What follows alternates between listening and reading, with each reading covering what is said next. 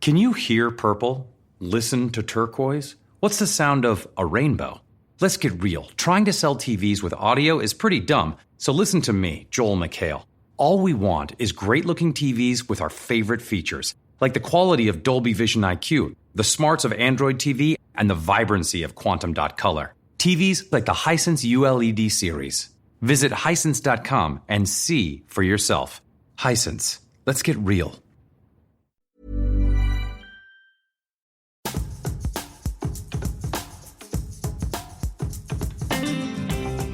Hello and welcome to White Wine Question Time, the podcast that asks its guests 3 thought-provoking, head-scratching questions, usually over 3 glasses of wine. And my guest this week has juggled being a mother to 5 sons alongside building an impressive and, if I say so myself, an often wildly underestimated pop career that started back in the late 90s when she was the frontwoman of the indie band The Audience.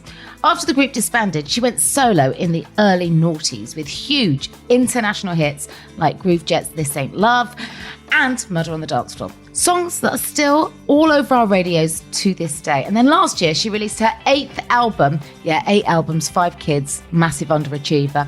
That was called Songs from the Kitchen Disco and was on the back of the brilliant kitchen disco sessions on Instagram that she hosted with her family, which, I don't know about you, but became a genuine lockdown highlight in our house.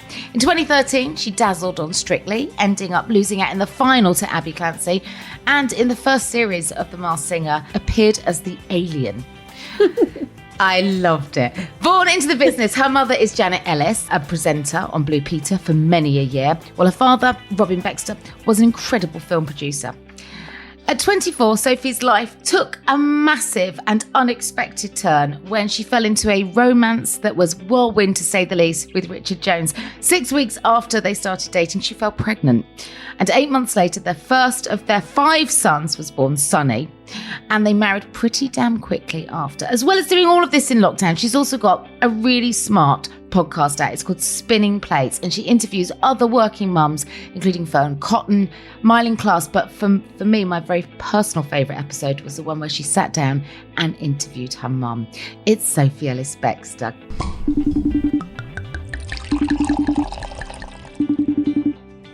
God, you're busy. 8 albums, 5 kids.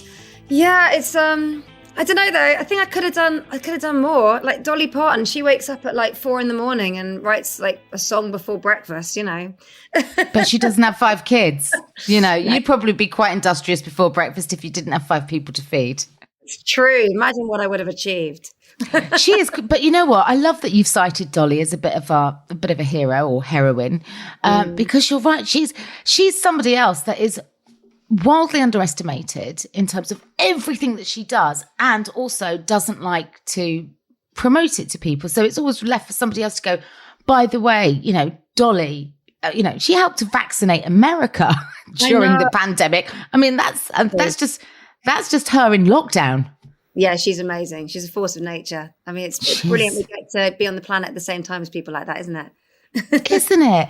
And also just somebody that sort of rewrites the script, as are you. I mean, in lockdown, not only did you manage to create a mini movement that cheered up so many, but you did it in sequins and heels with children running around you and Richard on standby. I mean, whose idea was that? It was Richard's, actually. At the beginning of lockdown, we saw so many amazing, talented musicians sitting down at the piano and picking up their guitars and singing songs. And I remember thinking, oh, bugger, I should have kept going with my piano lessons. I'm not good enough to accompany myself. But I shared the desire to kind of do something. It was weird. I just wanted to reach out. And I think also, you know, like loads of families, we just felt a bit strange about everything. You know, it was the heaviness of the news on the outside, but in the inside of our house, it was, you know, sort of a bank holiday feel, you know. So, you know, the sun was shining, wasn't it? We had a lovely, lovely spring, but just feeling quite discombobulated, empty diary, all of us here. You know, how do you make that work? And so the discos were really born out of, simultaneous desire to sort of do something to connect, but also a desire to just distract ourselves, I think, and do as a family what we do when we feel a bit tense, which is put on some music and jump around a bit. I think that, you know, as for so many of us as well, we missed structure. And for you having a weekly disco session, it gave you something to work towards, to come together for. And it's sort of like a sanity saver in so many ways, isn't it? Definitely. I spent every week planning the playlist, and it was just a joyful little escape in my mind, learning lyrics to new songs and thinking, right, what now? And it was really a very different part of my brain to my day job. I was sort of wearing all the crazy outfits I didn't think I'd ever wear anywhere, all my like vintage ice skating dresses I bought from eBay and singing Julie Andrews, and I just sort of ran headlong into the instinct I had really of just what would be a good tonic. And I loved inviting people around, and literally everybody that came over, I feel like they were all here. When you said you watched them, I'm like, you were here, you were in our kitchen, you were around with us. And I think a bit like you, I'd never really sort of ever shown my home before. And actually, I just didn't care because I thought we were all in it together. I didn't mind people looking around my house. Same. It's a bit like just sort of strutting around in a bikini and not really caring that you've got a few lumps and bumps, isn't it? Definitely. And I felt like it was sort of more than that, really. I felt like the previous sort of things that have been a priority about how you structure things and your privacy, it all just felt pretty irrelevant, actually. Yeah. I'd never done anything from the house like that. I'd never shown the kids running around anything, but it just felt like more important than that, really, to me. And to us, actually, as a family, I think it became something that was really good for all of us. I mean, although goodness knows what my youngest, he's 2 now. So for him, if I start moving the table in the playroom, he's like, oh, disco. It's just ingrained, but that's what we do sometimes. How was Sonny with it? Because obviously he's older and in those teenage years and probably achingly cool. You know what? Sonny's been really sweet with it. And I think for him, it gave him a bit of a role. He's very good with his little brother anyway.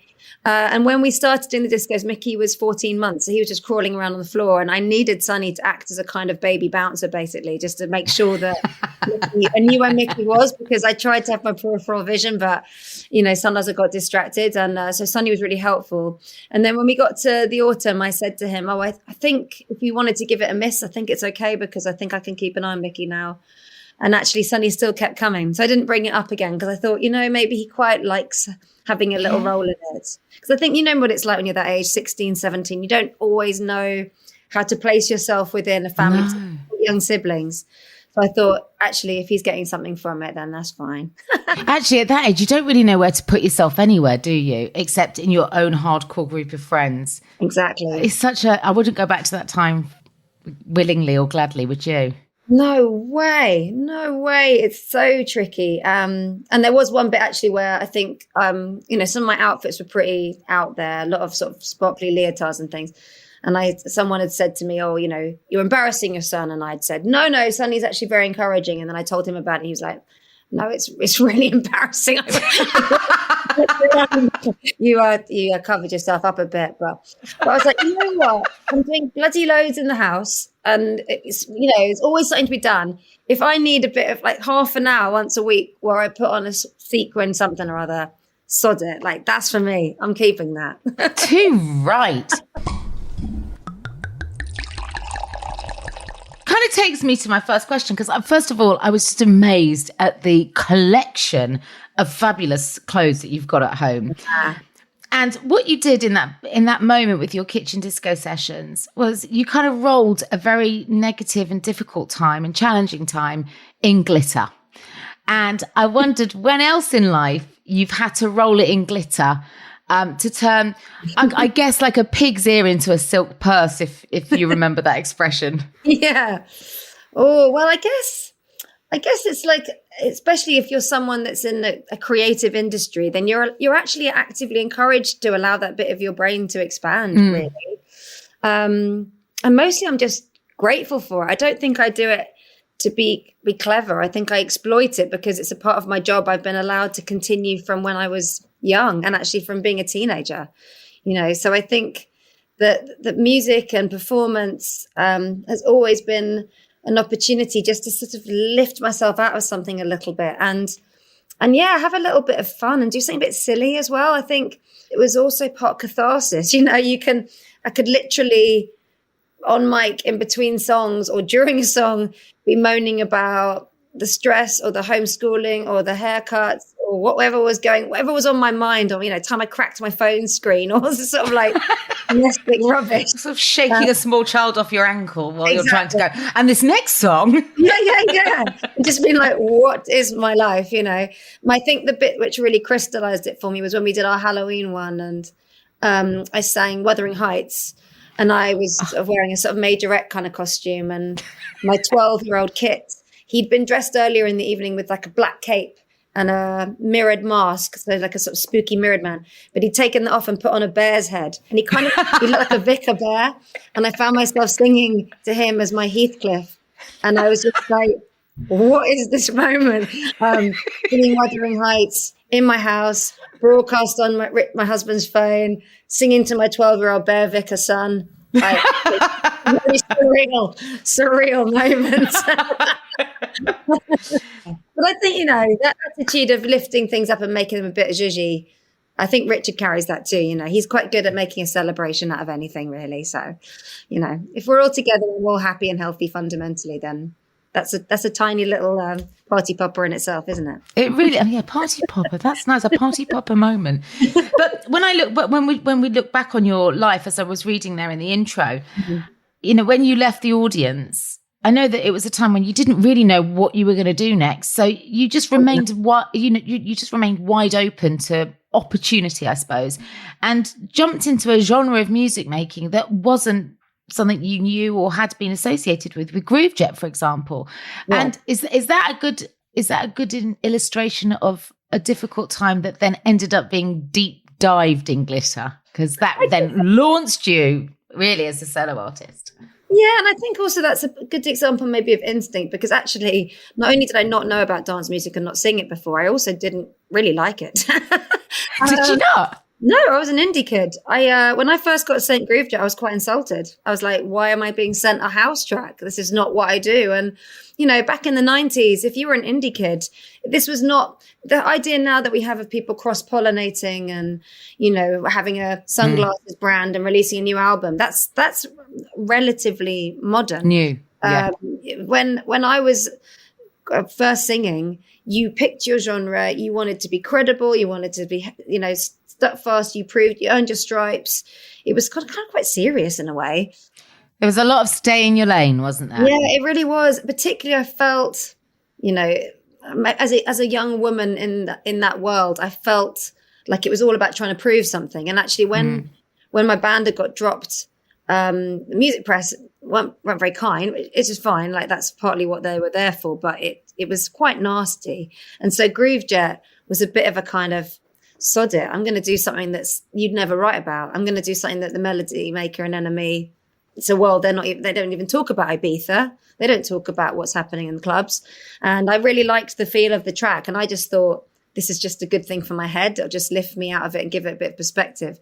I didn't know it was going to be a big song, and I didn't know it was going to be something I'd still sing like a couple of decades on. I just thought, oh, this is a good chance to just have a bit of an adventure. I think I can be quite good at that, like just going, like flipping the script a little bit if things aren't working out, and just thinking, right, okay, let's go in that direction, and now let's go in that direction.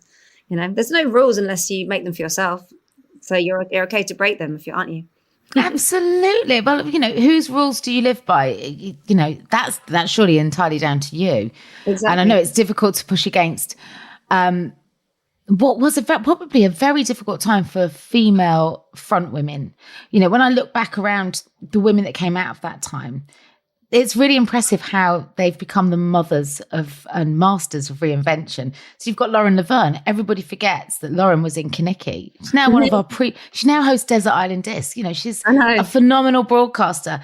You've got Keris Matthews, again, Six Music DJ host, really great as a broadcaster. And then there's you. And you go, well, five sets of high fives right there for just ploughing on regardless and doing what you wanted. It can't have been easy.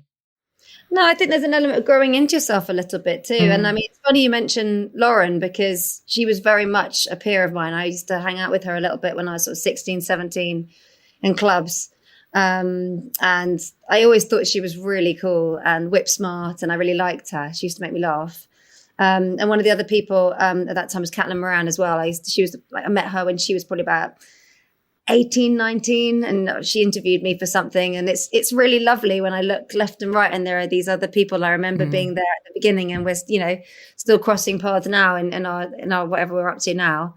But I think, you just have to kind of allow yourself the chance to grow up really and learn from something and shrug off a lot of the things that were actually holding you back, like worrying what people thought of you and if you were cool enough and all those things. But isn't that happens to everybody, doesn't it? A little bit. You have to grow into those things. Yeah, unless yours is happening on the pages of the NME, and then it's a heightened and bigger experience in terms of the world is watching, or some of the world is watching.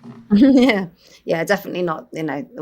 Camden probably from my experience. It's like Camden.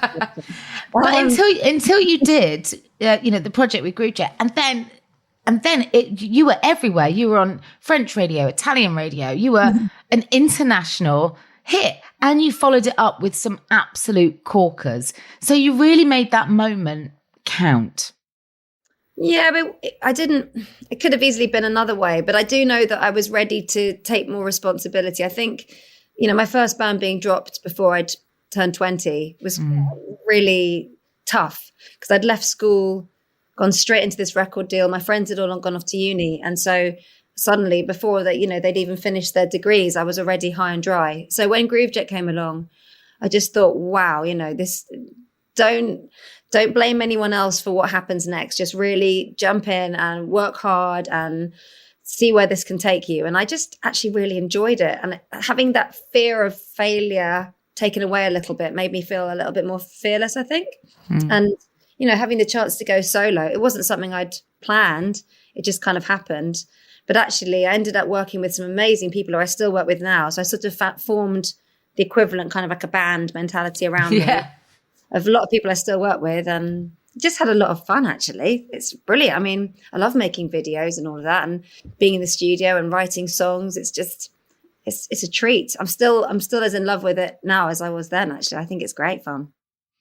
But also when you talk about, the fact that your band was dropped before you were even sort of in your early 20s.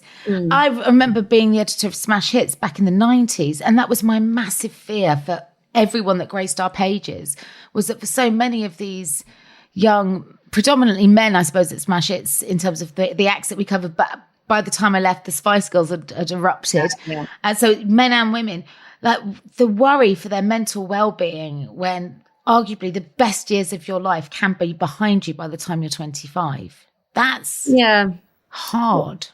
It is. And even if it's not the best years of your life, that's the thing that people talk about with you, because obviously there's always an assumption that if you've been in the public eye and you're not anymore, then something has gone wrong and poor you. And so you're right.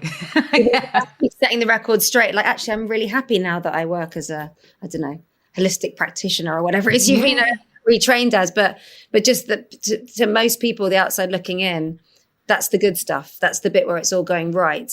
Yeah.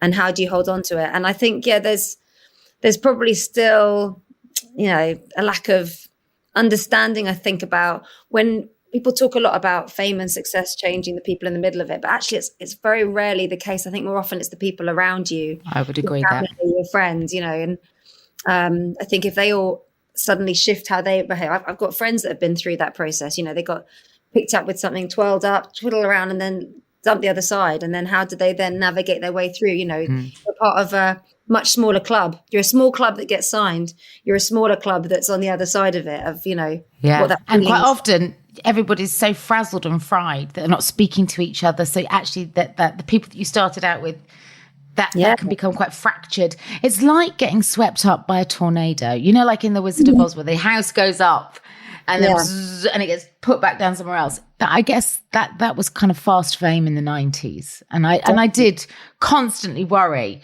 that we would end up hearing one day that somebody had, that they would be having a tough time. Yeah, but remember as well, I mean, I love Smash Hits so much. I used to read that every fortnight. But do you remember as well in the 90s, there was that bit in, was it The Word or something, where they say, I'd do anything to be on TV? And like people God, and they do disgusting things like lick old ladies' toes or something. Yeah. But I think there was there the 90s was still, youth culture was still dominated by music.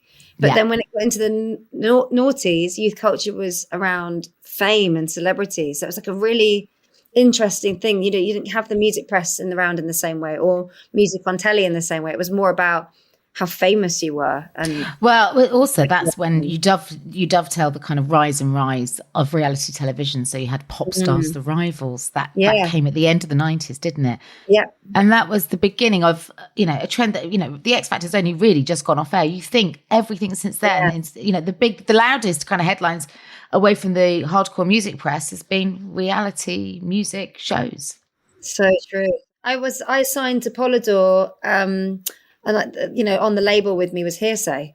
So I used to see them around a lot, you know, so I was kind of quite up close to a lot of that stuff. And, you know, and Liberty X and all those bands, we were all doing the same Radio Roadshow. All those bands had the same sunglasses. They were like those ones that were quite clear. And they always looked quite serious when they were off stage, because the whole thing that they were being encouraged was, oh, I bet you guys are really tired. You're doing so much promo. I bet you're exhausted. I bet this has been really tough. So there was a kind of air of, you know, oh, this is actually really, really hard work. And then they go on and do the road shows. And yeah, it looked exhausting from the outside. I mean, goodness knows what it must have been like from the inside. I did chat to Mylene actually not that long ago for my podcast, and it was really reminiscing about that time, that era. Like, we're both a bit like, wow, that was a very strange little pocket of time.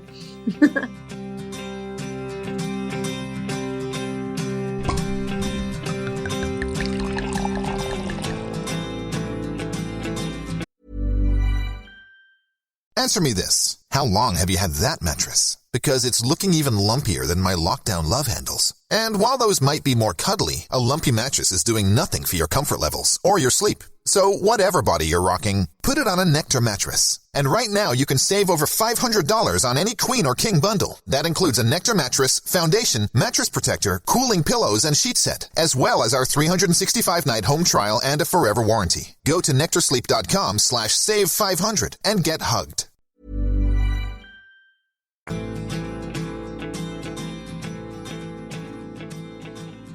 Now, my next question for you is it sits around making huge decisions very quickly with, I hope, great end results. Because you and Richard first got together when you were 24. Mm-hmm. You discovered Sonny was on his way after, was it just 6 weeks? Mm-hmm. Yeah. He was born in 2004. You married in 2005. I mean, that, when you look at it, is like bish, bash, bosh, a life-changing sequence of events that happened so quickly. But Richard, I loved this. I thought this was one of the most beautiful things I'd read. Richard had said of meeting you at that time, around the sort of speed at will, he said something kind of smacked us in the face. The chemistry was incredible. It was like nothing I'd ever experienced. So I wondered, you know, if you would share a little bit of that time with me, but also reflect on maybe some of the other big life decisions that have been made very quickly that have worked out really well for you. Oh, well, I think I make these big decisions quite quickly, like quite a lot of the time, really. I think Richard is probably naturally a bit more of a pragmatist and takes his time and would rather sort of like weigh everything up. Whereas I'm a lot more like, if it's the first thought, but it's the good thought and it seems sound, I'll go with that. And I think when we got together, yeah, it's funny really when I look back. Have you ever seen that film Knocked Up? Yes. It's a bit like Catastrophe, isn't it, with Sharon Horgan and Rob Delaney? Yeah. Yeah. So there was a lot of quite sort of comedic getting to know yous as this bump was growing, you know, meeting his parents when I was 4 months pregnant.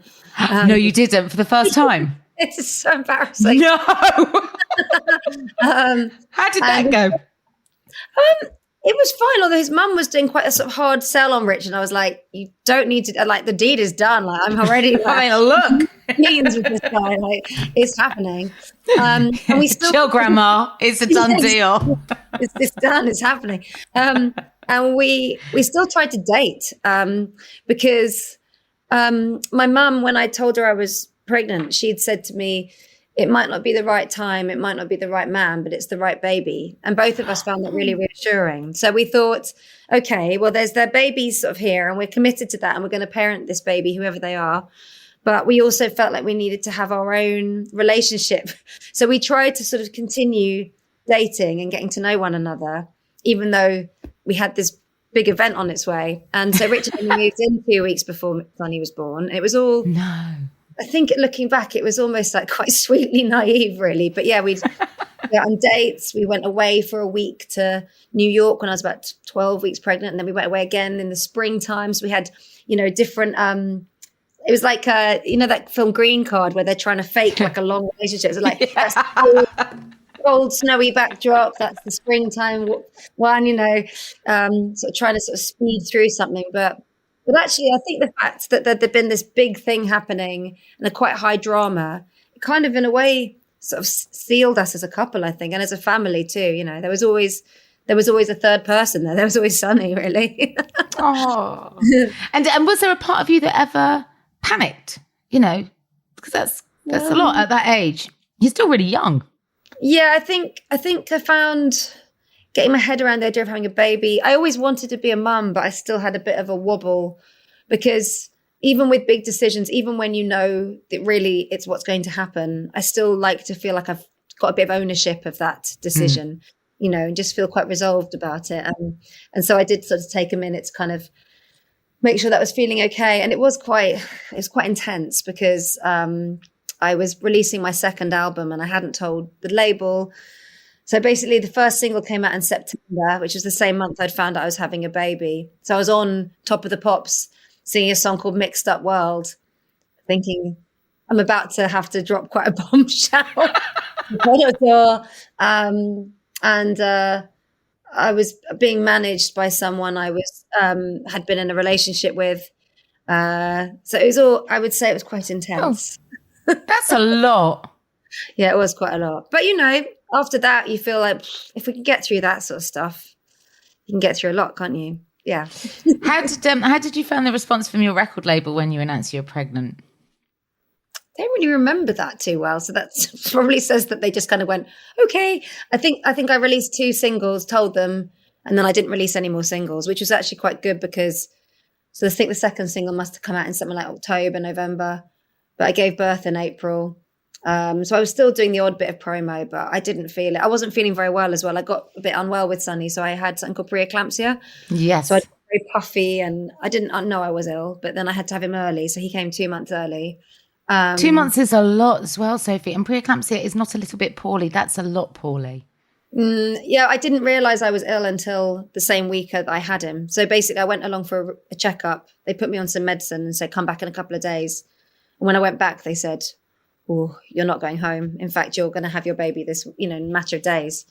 And I was a bit in shock and I didn't really I understood a bit, but I was also thinking, what are they talking about? I haven't done the antenatal. I haven't bought him anything for the baby. I haven't got nappies. I haven't got socks. I was like, okay.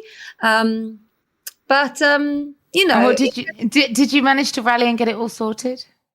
Actually, not really. But then Sonny was in hospital for a while. And by the time he came home, we just got the keys to the first place we had together. And we had some friends that brilliantly came and painted all the rooms. So we literally had I think we'd been in there for 3 days. And then he came home. We just had a mattress on the floor, a radio next to the mattress, a Moses basket and boxes everywhere. But I think it really showed me that, you don't need that much really, actually, that you're told you need a lot of stuff, but really, a roof over your head and somewhere to lie down in the night, you're probably going to get through it, actually. Yeah. So I don't know. I think, and also there's always people around you that are very calm and comforting, so whether it be the doctors at the hospital were incredible. I had a lovely consultant, friends and family, you just look to people who are seeming, fine about everything. And you just pay attention to that and keep that in your peripheral vision at all times and then take it day by day. And was Sonny your only early baby? No, the second one was early as well. That's Kit. He's 12 now, the one who was the Vicar Bear. Vicar Bear.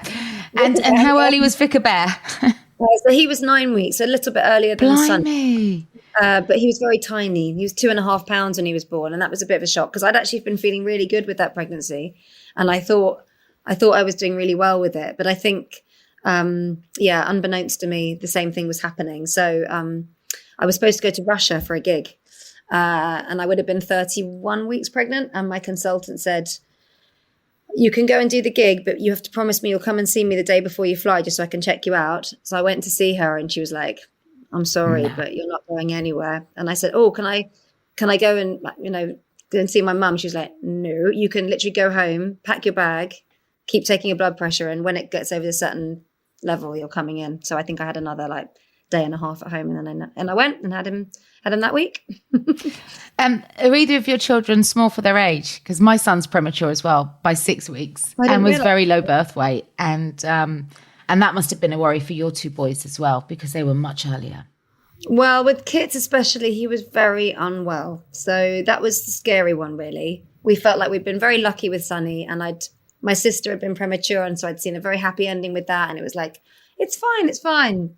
With Kit, I thought, oh, maybe we're not going to be that lucky. And he'd had both lungs collapse, and he'd had to be in a ventilator for a week and all this stuff. And I just thought, even when he got discharged, he was only £3.10 when I brought him home. And wow. I was terrified. I was like, I've been given this tiny baby, not even £4, and he's here with me. And I just didn't know if I felt quite freaked out. But now, no, they're both huge. So no, you would not pick them out and line up. Yeah. I think, we were kept in for quite a while, and then we ended up back in there. But Ben had what turned out to be, but we didn't know at the time, severe reflux. And so he was very poorly, and I really struggled for him to gain any kind of weight. And then the moment he hit what would have been 40 weeks, he suddenly found this inner strength, and it was like, okay, now you're meant to be here. It's really weird. Like Mother Nature is spooky, isn't she, with her clock? Yeah. Wow. I really noticed that. I was like, and then suddenly my milk came in as well. And I was like, where have you guys been for the last 6 weeks? I've been pumping like an old dairy cow.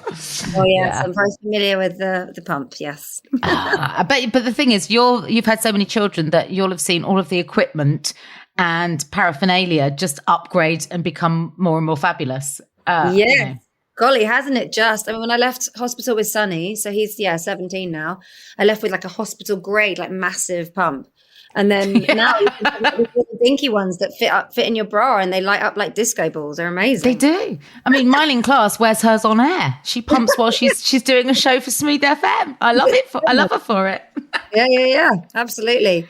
Yeah, because I remember when Ben was born, the video monitors were pretty much still a new thing. So like my mum and dad would come up and I'd say, right, he's asleep, but we can watch him on this video monitor, like it was like I was on Tomorrow's World, and we'd all just stand there staring at him asleep. Yeah. Oh, but that's nice. All that stuff. Oh, I know. Don't tell me you're broody. Jeez. I don't think so. I think it's been so busy the last year. I mean, there's like always a part of me that's like, I'm not a kind of one of those women that's like, I'm done. I can't do that. But I think, the likelihood of there being a sixth person is quite unlikely, I'd say. I mean, 2 more and you are the Waltons. Yeah, no, exactly. And 7 brothers for 7 brides or whatever. Yeah, exactly. Yeah. It's not like the Waltons. It's not as wholesome as the Waltons. I don't even think that the Waltons were as wholesome as the Waltons. Wouldn't it be great to find out that they were all hellraisers behind the scenes?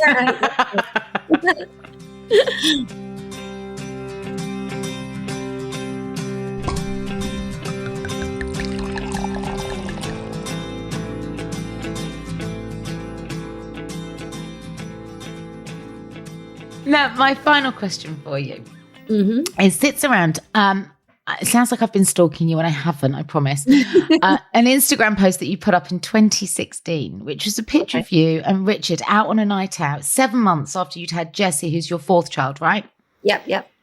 So you put up, and this was... I thought I was pregnant. Yes. Right, so you'd put up, when Richard and I went out the other night, I wore quite a tight frock. I considered wearing stupid underwear to make me look trimmer, but decided not to as A, I wanted to be comfy, and B, I didn't mind the shape I'm in. Later that evening, a lady thought I was pregnant. Obviously not thrilling, but just to say, I don't mind that 7 months after a baby that happened. This is what it looks like when you've had a baby sometimes, not to pass any judgment on those mums who go back to their former shape quicker. I've had 4 kids. I don't have a flat tummy. That is okay. Now, I read that and just was like, air punching you, and well, not punching you, high-fiving, wouldn't punch you.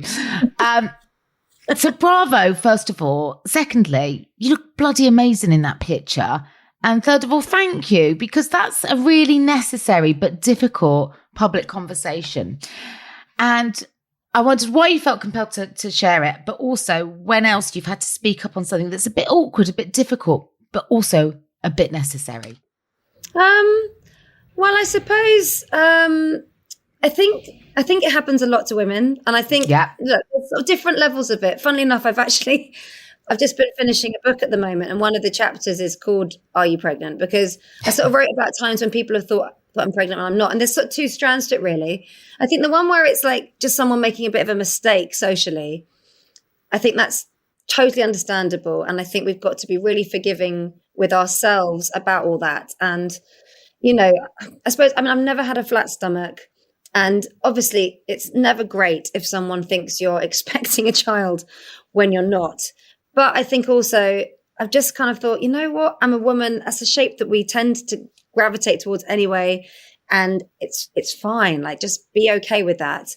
But then there's also the other side of it, which is when people, if you're in the public eye or it's sort of more scrutiny, they're like, oh, I think they're having a baby. And then they want to know the answer just because they have a hunch about it. And I think that's really not okay, because I think there's some things that are very private. Yeah. And it came out of last year when I did a video for Crying at the Discotheque. Someone, I won't name him, but a guy that I work with saw some of the footage, and he phoned me up and he said, I just wondered if you have big news. And I was like, what are you talking about? And he went, have you got big news? And I was like, are you asking me if I'm pregnant? He said, yes. I was like, no. And he said, that's what I thought. But then afterwards, I was so angry. I was like, if I wear a bloody sequin catsuit and for whatever reason, I don't tell you I'm pregnant, either because I am and I'm not ready to say, or I have been recently and I don't want to talk about it, then don't bloody ask me. And I just said, you'll never know what it's like to have to confirm or deny if you're expecting a child just because someone's had a look at you and has a hunch you might be and wants to know if they're right.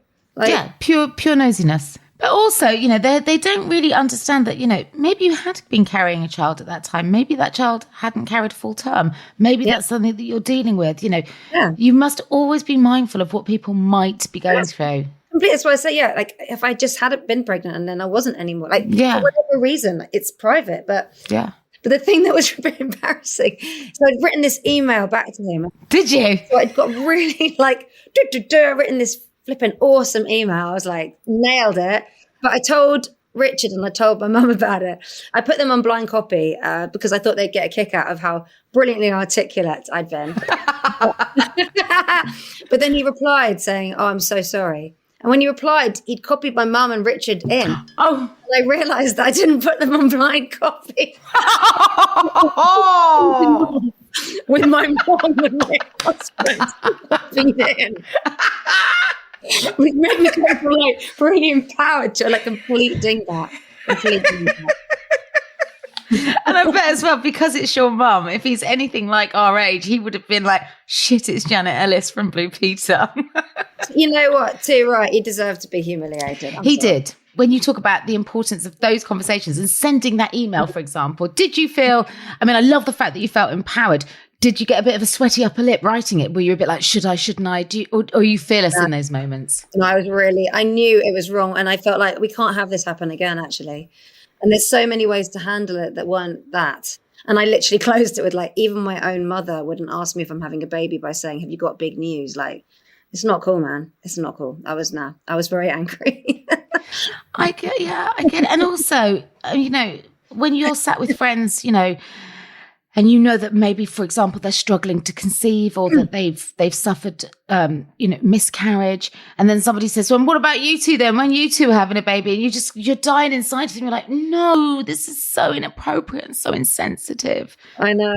At the moment, talking about kids and family life in that way is still something we discuss in a very lighthearted way, like the weather. Mm. And obviously there's lots about that I totally get, and it's totally understandable. And, it's a normal icebreaker. It can be a thing that can, be a very easy conversation place. But yes, I think when it comes to some questions that get asked, you just think, especially now we're much more aware and much more open about the fact that actually for a lot of people, having a family in the way you want doesn't necessarily come as easy as you hope. No.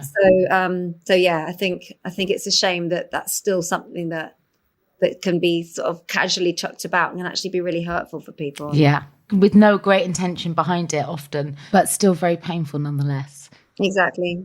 Are there other times where you've had to pluck up the courage to kind of speak up nicely or otherwise? You know what? I feel like overall, I'm not someone that enjoys confrontation, but I think there are ways to articulate things that have not gone well in a way that's constructive and helpful. So I'm not frightened by having those conversations. However, I find more often than not, I sleep on something and then think, is it really worth it? Because you've got to really be sure that there's a positive to be had rather than just a sort of telling someone off. Yeah. I think sleeping on it is always the right thing. Always. In my 40s, I thought, what is 40s to me? I had a very clear idea of 30s. And I was like, what's 40s? And I thought, I think 40s is being a bit more unapologetic and just saying things when I feel they need to be said. And that's kind of how I want to live it, really. So that's what I'm trying to do. Yes. So now that we are slowly unlocking, festivals are happening. Are you back on the beat? Yeah, it's going to be so nice. And I'm much more aware now of the industry around what I do. I didn't used to think about it because when there's gigs happening all the time and everybody's working, you're just one tiny bit of a big thing. But now I'm much more aware of like, oh, great, I've got a gig. That means I have a tour manager and someone doing monitors and all the band and all the people that have a day's work in the field that they're trained to do is like, yes. Yeah. And also it's not you and Richard trying to make it work in the kitchen. Oh, I know. Sonny, get me the Wi-Fi password again for the 95th time. Yeah, or like trying to stop an argument with the kids over there. Or take off like some weapon and hiding it on the top shelf while I'm singing. Yeah. I can actually just roam around like, woohoo. Yeah, it's going to feel good. I'm going to really enjoy myself, definitely. And will you continue with the podcast? Because that was something you started in lockdown, wasn't it? Yeah, not intentionally. The first conversations, it was sort of pre everything happening. And it just so happened that literally as I was going around to some of the early ones, like the Burns house and Mylene's house, it was literally that point where everybody was a bit like, oh, hey, is it cool we're here and washing hands but still no restrictions or anything. But I've really loved it. It's been some of the best conversations I've had in the last year, to be honest. And I can, legitimately give time to having these really good chats with really amazing people. And I've loved everyone. So, yeah, I'm sure you know yourself. The hardest thing about podcasts for me is actually just booking people and getting to like all the timings out. But what I have discovered is most people say yes, and then you have a lovely conversation and it can be, especially in lockdown, I just found it kept me going. I found it so enriching in so many ways. And I loved your podcast. I really did. I particularly loved your chat with your mum. It felt like a real privilege to listen in on you two swapping information about each other in a way that you probably hadn't before. Maybe in snatched moments, but never in that sort of sat down, considered way. No, and I was definitely the most nervous for that one as well because, I wanted to make it a conversation that had a bit of structure, but also it's incredibly personal. So, I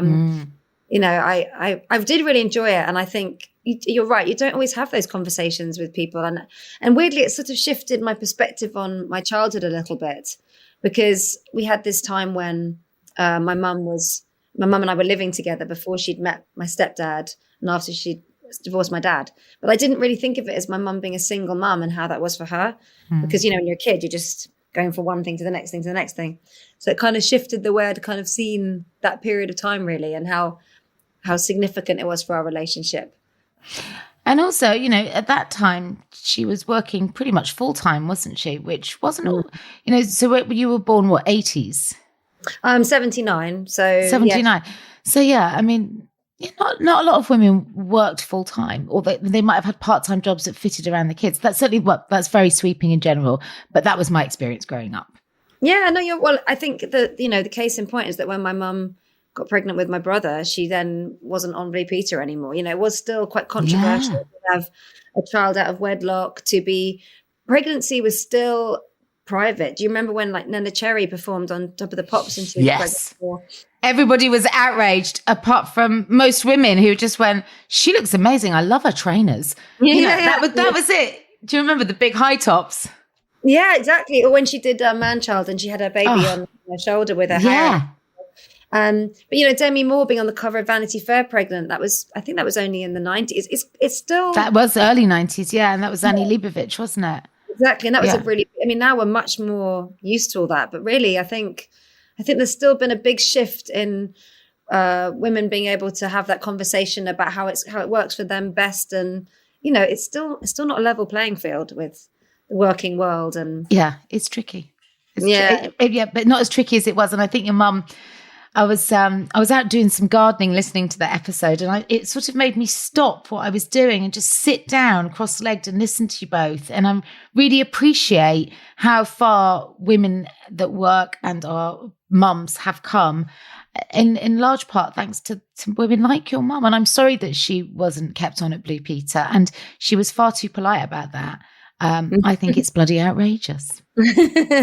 She's never, I don't know any more than she said, to be honest. It's just me like looking at the kind of the way things were then. But I mean, she just said she'd finished that contract and then they just didn't give her another contract. But, I think, my mum's, it's something I've probably inherited really, that whatever shape the card, however the cards fall, you kind of have to make it part of what's actually quite positive for you, because otherwise you just spend your time feeling angry or resentful or whatever. So I think, if it worked out, it worked out, No, she sounds like really great counsel that you've got there, a very wise ear in which to sort of pour your thoughts and troubles. And I do.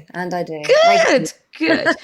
It's been so lovely talking to you, and the best of luck getting back out onto an actual stage that wasn't, that doesn't fall under your postcode.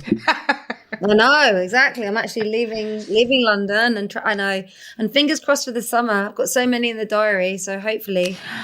Oh, I really hope. I mean, just the excitement of seeing an artist perform live again. I can't wait for the reality of that.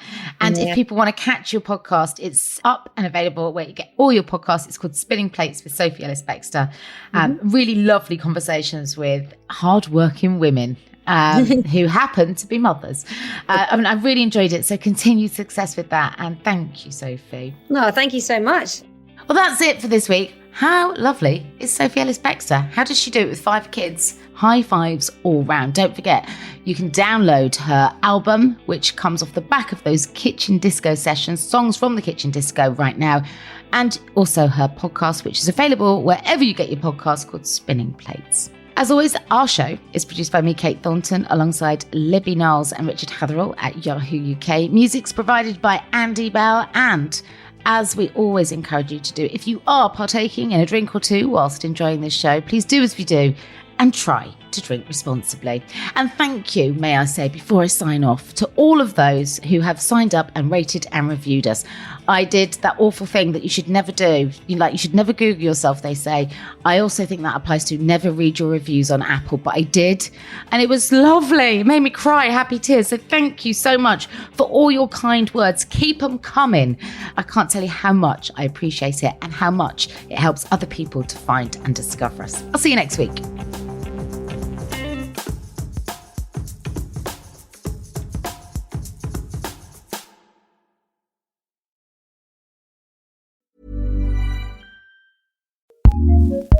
Acast powers some of the world's best podcasts. Here's a show we recommend.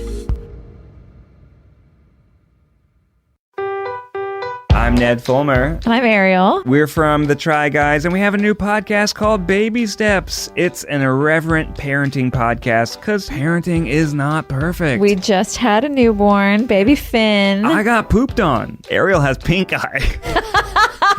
I don't have pink eye. We talk to some experts. We even bring you 4 a.m. thoughts from our garden. Oh my gosh, it's literally 4 a.m. Just to go back here, I thought I got poop in my eye. Yeah. And that causes pink eye. Parenting is a mess. We're a mess. You're a mess. Join us every Sunday. Listen to Baby Steps on Acast or wherever you get your podcasts. Acast recommends.